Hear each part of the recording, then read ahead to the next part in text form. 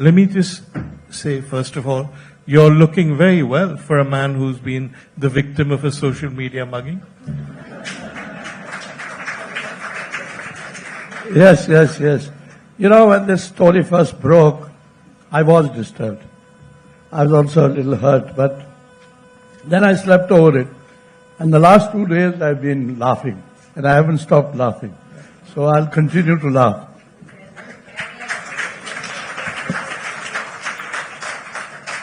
If you remember, I came to interview you just when the controversy had broken, and more than being upset or anything, you were just so surprised that anyone could have misinterpreted the book so completely.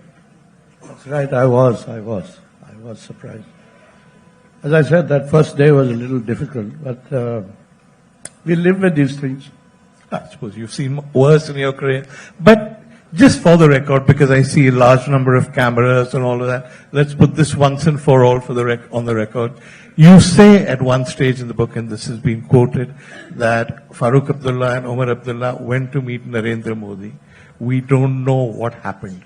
This has been interpreted by many people as your way of saying that they did a deal on the quiet. Would you like to clarify that? Yeah, sure.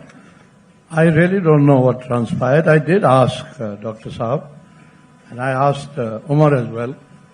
And they said we were told nothing at all. And while writing this book, I again asked Dr. Saab. He said, "Bhai, मैं भूल रहा हूँ, आप उमर से पूछ लो." But the response I got from both father and son was that they had been told nothing. So it's got nothing to do with what people are saying today. You know, it's a lot of rubbish. That's all I can say. Okay. The second bit that I think people have seized on, the real paragraph in question, is one where you say you spoke to Farooq afterwards and he was upset and he was hurt, and he said if they'd wanted to do something like this, they could have involved us, we could have taken it to the assembly and done it, you suggest, by consensus. This has been interpreted to mean that he said, oh, jolly good, I'm so glad they've done the abrogation. Would you like to clarify they didn't mean that? Nonsense, absolutely nonsense. There was not one single Kashmiri anywhere who supported the abrogation. And there are a lot of Indians who spoke against it. I did. I wrote against it. I spoke against it. And a lot of other Indians did. I remember our former Union Home Minister Chidambaram Saab speaking with a lot of passion in Parliament. And he referred to it as a monumental blunder, you know. So there's no question of any Kashmiri supporting it. Now, of course, as time has gone, you know, and the Supreme Court says everything is okay, so the Kashmiri probably feels that 370 is not going to come back, although he is still willing to fight for it. Coming to what happened between Farooq and me, I'd gone to see him. It was the 12th of February 2020. And he was very dejected. He was heartbroken. And he spoke very little that day. In fact, he spoke so little that ultimately I had to tell him, please let me speak to Safia, his daughter. And I spoke to Safia for half an hour. But what transpired between Dr. Saab and me was that he said, I mean, he couldn't just fathom or understand why, after being with India all his life, and his family and his father and everybody being with India, they had to lock him up. That was the crux of it. So he said, if they had to do this, why could they not take us into confidence? That's the crux of the whole thing. I think you've clarified the issue sufficiently, and I tried pushing you on this the last time, so I'm going to try again. This controversy, as I said then, had a 2-day shelf life because it only lasted as long as people had not read the book. Once people have actually read the book, they'll know there's nothing like it in it. But given that it was so obviously a misquote and done, perhaps deliberately, why do you think it happened? I mean, it's put enormous pressure on your friends, on people in Kashmir like the Abdullahs who've known you for years, who've now been accused of all kinds of things. There's been a huge social media campaign in Delhi. A lot of familiar handles, people in the media will know what I mean, have quoted you as having broken the code of silence and told the truth. Obviously, there was some kind of design behind it, wasn't there? Yeah, as I said, I don't know who started this deliberately. Somebody did, obviously.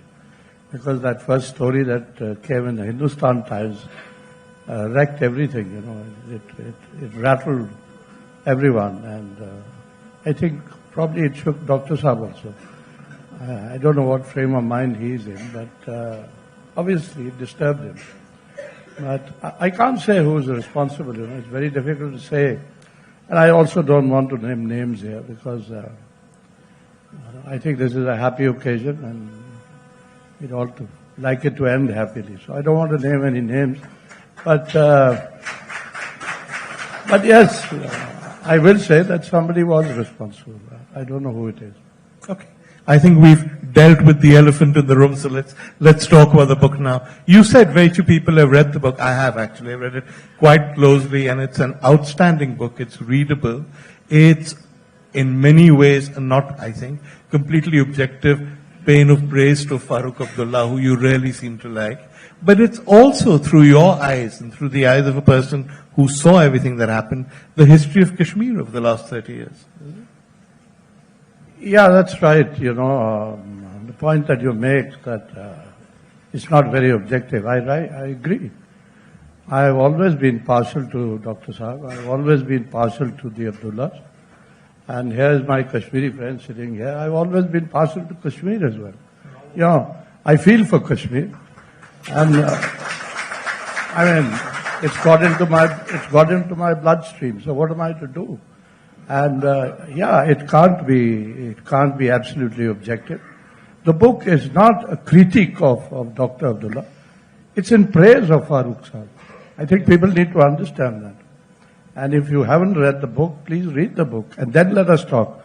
And Yasho read that last para. I'd like to have people from the media discuss that last para with me. Why are you stuck on one sentence which starts with maybe? I think we don't understand the meaning of maybe. Let's now talk about how Kashmir became, in a way, your life, and it has been your obsession.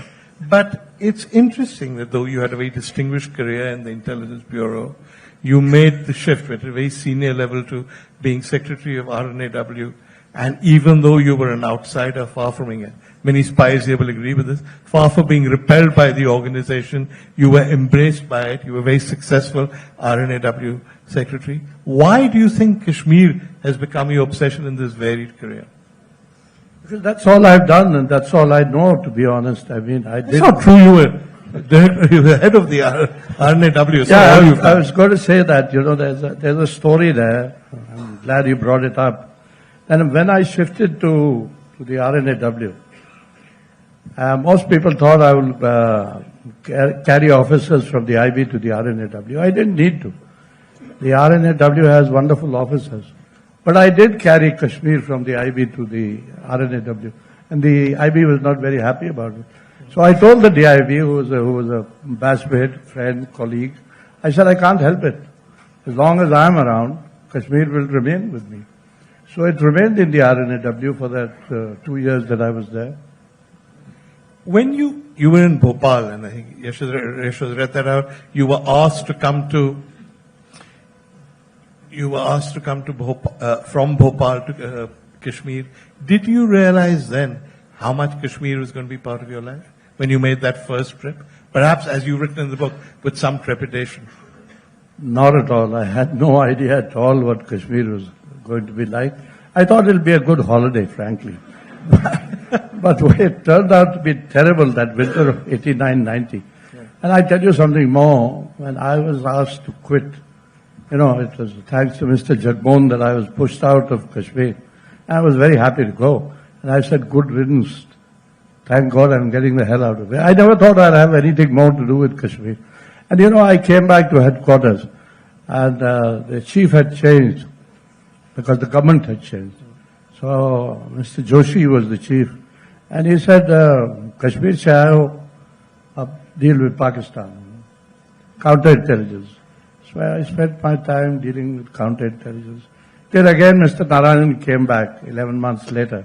And he said, you've had enough of a holiday. Come back here and take charge of Kashmir. And after that, Kashmir has never left me. Or I've never left Kashmir. Really? when you first went to Kashmir, you must have had some idea of what kind of man Farooq Abdullah was. What did you expect? See, that's an interesting question. I didn't know what to expect. Two things had been told to me. One was by my chief minister when I was leaving Bhopal. Arjun Singh ji had just come back as chief minister.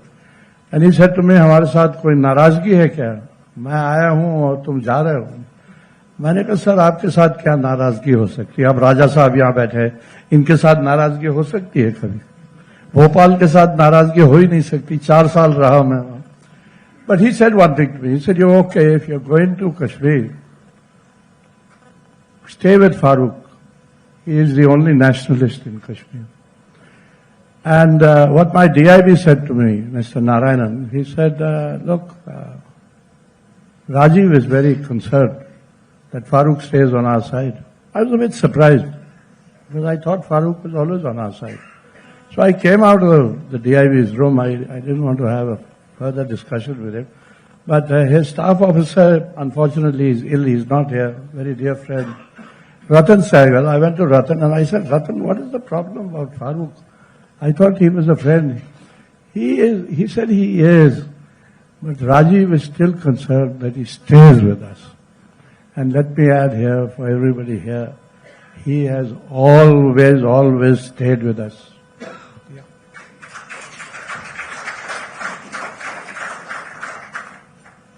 You say that Arjun Singh Ji said to you he's the only naturalist in Kashmir. And we are now talking about before the so-called insurgency, for want of a better term, started. So was there already that kind of perception about Kashmiri politicians? I don't know. I didn't go to Kashmir with any preconceived notion or anything. It was a posting I had to go. And it all began beautifully because that summer of 88 was great. Till, in July, a couple of bombs went off, and I couldn't understand where did these bombs come from. There was a bomb in the post office, and there was a bomb in the Srinagar club. And fortunately, nobody died. But that's where it all started from there. And 88 was all right. I could still afford to go to Jammu for the winter. But 89 that winter of 89, 90 is unforgettable because it was really, really bad. There was nobody in Kashmir. Let me tell you this, everybody ran away. All central government officers in Kashmir ran away. And some of even our younger IB officers wanted to run away. I said, you can't run away. It's not possible. We can't run away. So we stayed through that winter, and it was in the course of 3 weeks, we lost 4 officers were killed. So I was most of the time sending bodies down to Delhi. It was a terrible time. And every time I came down those steps, Kayan is here, he knows, and those who lived in 29 Gupkar, when you come down those steep steps, I think there are about 50 of them. And I used to think if there's a sniper there, or if there's somebody with a gun there, I'm a dead duck, I'm gone. And then we lived through it, and there were killings close to our place. Even on Gopkar Road, they were shooting. So it was a bad time. It was a very difficult time.